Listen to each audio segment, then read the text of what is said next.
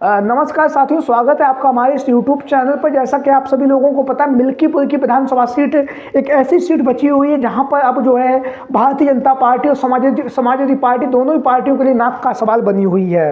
Bharatiya Janata party को जिस तरह से अयोध्या जैसी लोकसभा सीट पर, जिसे भारतीय जनता पार्टी के लिए स्वैच्छित लोकसभा सीट कहा जा रहा था, और खबरें ये भी आई कि देश के प्रधानमंत्री जो हैं नरेंद्र मोदी इस लोकसभा सीट से चुनावी मैदान में उतरने जा रहे थे। हालांकि जो भारतीय जनता पार्टी का जो इंटरनल सर्वे, उस सर्वे ने मोदी जी को मना किया कि आप जो है अयोध्या की लोकसभा सीट से चुनावी मैदान में ना उतरिए। उसके बाद वह जो है बनारस की लोकसभा सीट से चुनावी मैदान में उतरे, और आप लोगों ने देखा होगा महज 1.5 लाख वोटों से देश के प्रधानमंत्री चुनावी मैदान में जीत सके हैं। तो कहीं ना कहीं अयोध्या की लोकसभा सीट पर भारतीय जनता पार्टी को जो करारी हार मिली है, उस हार ने कहीं ना कहीं देश भर में भारतीय जनता पार्टी को जो सोचने पर विवश कर दिया है। और अब हम आपको बताते चले, मिल्कीपुर की विधानसभा सीट जो अयोध्या की लोकसभा सीट के अंतर्गत ही आती है, यहाँ पर विधानसभा का उपचुनाव होने जा रहा है। चुनाव आयोग के द्वारा भी तारीखों का ऐलान नहीं किया गया है, बहुत ही जल्द यहाँ पर तारीखों का ऐलान कर दिया जाएगा। लेकिन यहाँ से भारतीय जनता पार्टी जो है मिल्कीपुर की विधानसभा सीट पर जीत दर्ज करने के लिए हर संभव प्रयास कर रही है। और लोकसभा के चुनाव में अयोध्या की लोकसभा सीट हारने के बाद जो भारतीय जनता पार्टी के जो करारी शिकस्त का सामना करना पड़ा, जो चारों तरफ जो चर्चाएं हुई हैं, उन चर्चाओं का जवाब देने के लिए जो है भारतीय जनता पार्टी जो है मिल्कीपुर की विधानसभा सीट जीतने के लिए हर संभव प्रयास करेगी। वहीं पर सूबे के मुखिया जो हैं योगी आदित्यनाथ ने मिल्कीपुर की विधानसभा सीट से स्वयं मोर्चा संभाल लिया है। तो जहां पर जो है स्वयं मोर्चा संभाल लिया है मिल्कीपुर की विधानसभा सीट से योगी आदित्यनाथ के द्वारा।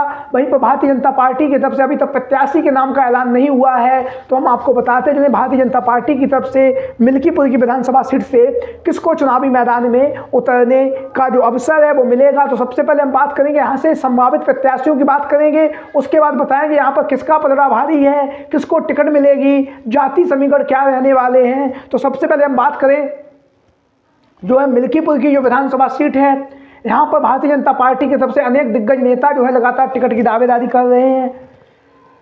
इसी बीच में कुछ नाम जो है लगातार चले हुए हैं। चंद्रभानु पासवान, कंचन पासवान उनकी पत्नी है, कंचन पासवान का नाम भी लगातार चर्चाओं में बना हुआ है। चंद्रभानु पासवान का नाम भी चर्चाओं में बना हुआ है। वहीं पर जो है पूर्व में विधायक रह चुके हैं बाबा गोरखनाथ का नाम भी चुनावी मैदान में चल रहा है भारतीय जनता पार्टी के प्रत्याशी के तौर पर। तो हम बात करेंगे यहाँ से अनेक और भी नेता हैं जिनके प्रत्याशियों के नाम चल रहे हैं, लेकिन यही 3 नेता हैं जिनके टिकट की जो दावेदारी है वो काफ़ी मजबूती के साथ मानी जा रही है। उसमें से एक नेता ऐसे हैं जिनकी टिकट लगभग तय मानी जा रही है। तो शुरुआत करेंगे चंद्रभानु पासवान को लेकर।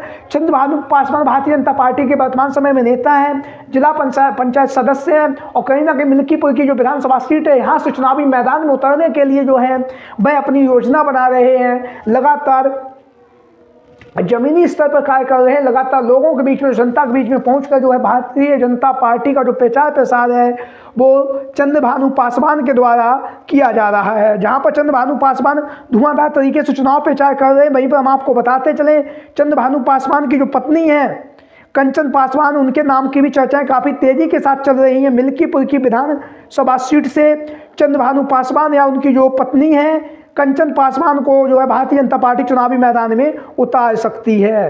वहीं पर यहाँ से जो दूसरा नाम चल रहा है वो है बाबा गोरखनाथ, पूर्व विधायक रह चुके हैं।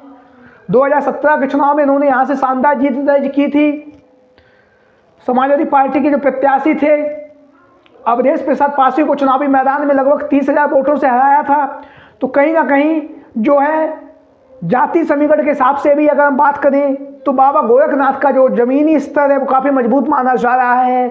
जब समाज में अच्छी पकड़ है, और समाज में अच्छी पकड़ होने के साथ साथ पूर्व में विधायक भी रह चुके हैं, और यहाँ का जो जाति समीकरण है वो कहीं ना कहीं दलित बाहुल ये सीट है, दलित पासी समाज बाहुल ये सीट है। तो ऐसी स्थिति में अगर हम बात करें, मोटा मोटा अगर अंदाज लगाएं, तो यहाँ से भारतीय जनता पार्टी जो है एक बार पुनः बाबा गोरखनाथ को चुनावी मैदान में उतार सकती है। बाबा गोरखनाथ के चुनावी मैदान में उतरने से जहाँ पर भारतीय जनता पार्टी को मजबूती प्रदान होगी, वहीं पर बाबा गोरखनाथ जो है जमीनी स्तर पर कार्य कर रहे हैं। और कहीं ना कहीं अवधेश प्रसाद पासी के जो पुत्र हैं अजीत प्रसाद पासी, जिन्हें समाजवादी पार्टी ने अपना प्रत्याशी बनाया है, उन्हें जो है कांटे की टक्कर देने में बाबा गोरखनाथ सक्षम है, क्योंकि उन्होंने अवधेश प्रसाद पासी को भी चुनावी मैदान में 2017 में हरा दिया था।